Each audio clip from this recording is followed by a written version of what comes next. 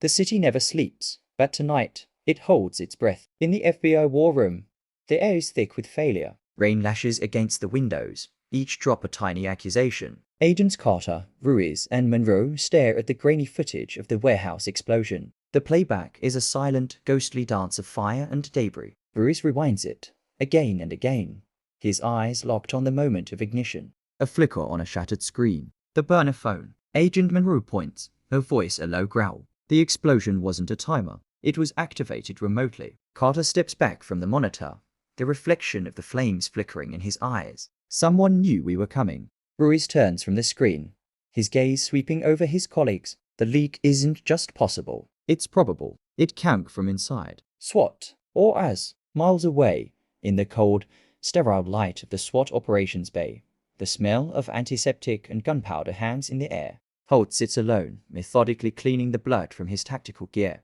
Each scrub is a penance for the men he lost. The rhythmic scrape of the brush is the only sound, a metronome counting his failures. A young rookie approaches, his steps hesitant. Sir, he places a small, scorched flash drive on the table. We found this in the rubble. Holt looks up, his expression unreadable. He takes the drive, his movements stiff, and plugs it into a ruggedized laptop. Static fills the screen. Then a distorted, synthesized voice cuts through the silence. 2 agencies, 2 lies, 1 truth. Holt's fist connects with the table, the impact echoing the explosion in his memory. The rage is a welcome replacement for the grief, a fire to fight the cold. Deep beneath the city, in a CIA black site bathed in the unsettling glow of red emergency lights, Operative Jade reviews the autopsy report of the poisoned courier. The clinical terms do little to soften the reality. A doctor points to an X-ray on a light-up panel, indicating a foreign object lodged in the victim's neck. We found this during the internal scan.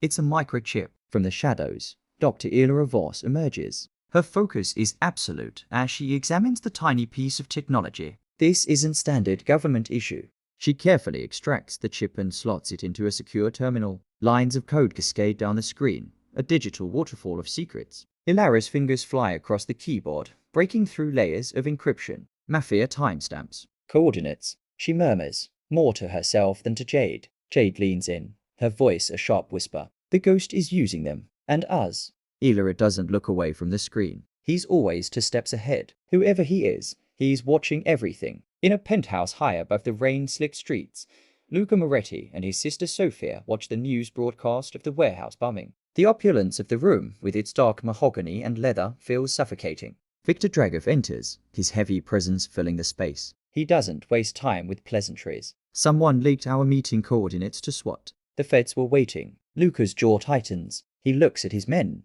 his eyes filled with suspicion. A traitor. Sofia shakes her head, her gaze fixed on the television screen. No, this wasn't a simple betrayal. This is the ghost. He's not picking a side. He's setting up a war. The tension in the room becomes a physical weight, pressing down on all of them. Later, in the concrete anonymity of a multi-story parking garage, dripping water provides a sparse, rhythmic soundtrack.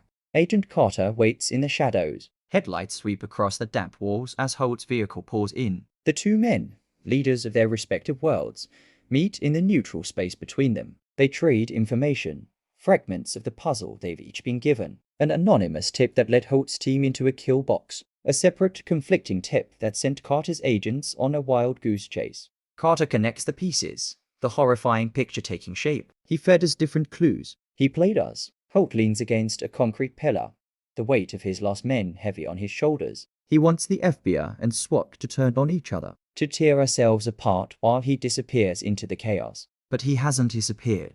In a room hidden from the world, the ghost is a silent god, surrounded by a constellation of monitors. He watches them all. Carter and Holt in the parking garage, Jade and Elara in their crimson-lit lab, the Morettis and Dragov in their gilded cage.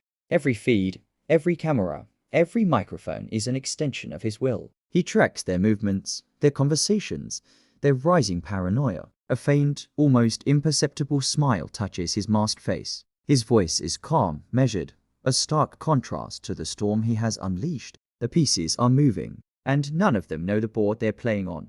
On a central screen, a digital map glows. Icons representing the FBI, CIA, SWAT, and the Moretti crime family are all converging, unknowingly, on a single, undisclosed location. The trap is set. The final act is about to begin. The ghost leans closer to the screen, his whispered words sealing their fate. Thank you for watching this episode 2 to the end. As the mystery unveils, subscribe to my YouTube channel Parish Trip and stay connected for episode 3.